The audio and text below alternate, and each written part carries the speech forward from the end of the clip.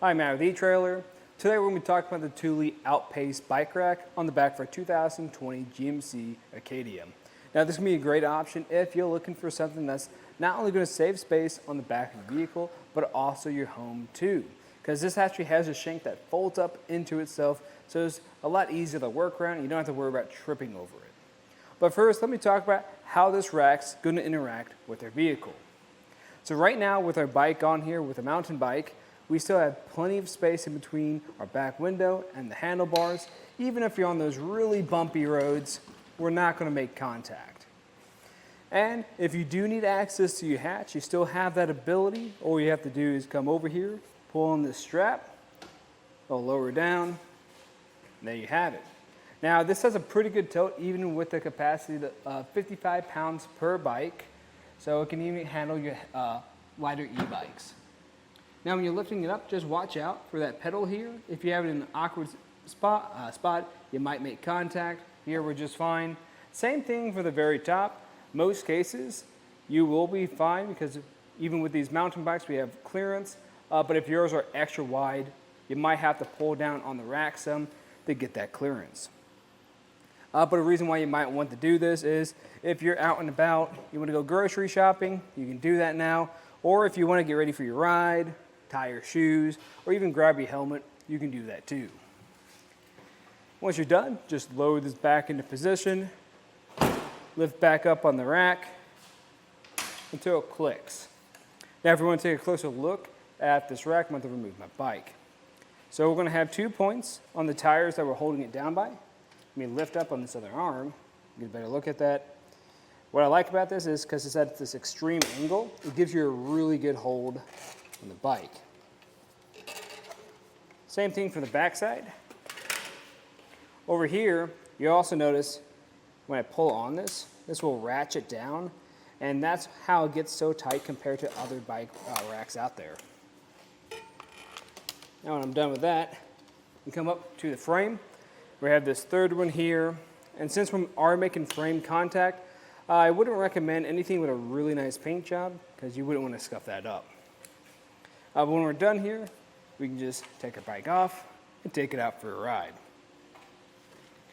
And you have a couple different ways you can store this when you're not riding around or when you don't have any bikes on here. You can put these cradles back in the center by folding them in just like that. Now, I'm not going to be doing that today because we can save a little bit of space just by keeping them out, and typically want to have these arms down. Just like that. And I'll typically put my straps into place so they're not dangling around as I drive. So the next thing I want to do is get a couple measurements just to see what this is going to be like when you are driving around, especially in parking lots. So the first one's going to be the ground clearance. This here is going to be sitting at 28 inches. That's a ton of space, so you really won't have to worry about if you're going up any steep inclines. Now for the total distance away, this is sitting, that's only going to be 24 inches. So for a 2 bike rack, that's pretty compact. Now I will say sometimes when you have 2 bikes on here, it can be a little bit tight with the handlebars. So sometimes you might have to get creative, but it will work with most bikes. Now it is going to have a folded position, but I'm not going to put it in that position today because I'll show you why. When I fold this up by pulling on this rubber handle, we're going to be making contact with our vehicle. Now you will be able to put this in the up position, but you will make contact with it. So if you don't like that, you might have to leave it down. It still will be pretty compact either way. But the nice thing about that is it is going to be plastic on your bumper, so you don't have to worry about metal on metal contact. But if you keep it down like this, you won't have to worry about anything being blocked, like your license plate, your backup camera, taillights, or your back window. Now the way it's going to install is we're going to have this 1.25 inch shank that goes into your 2-inch receiver. The way we're able to do that is because we have a 2-inch sleeve adapter that comes with it. And the way this is staying in place is we're going to have this hook that comes in from the other side into that pinhole.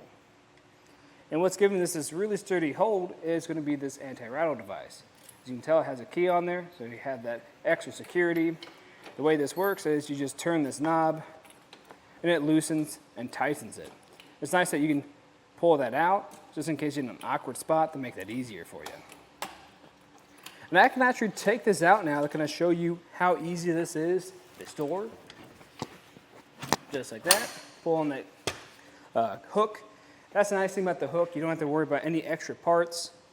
And then from here, we're just going to pull on that rubber strap, and this folds into itself. Just like that. This is really compact. Make sure you fold these arms down too.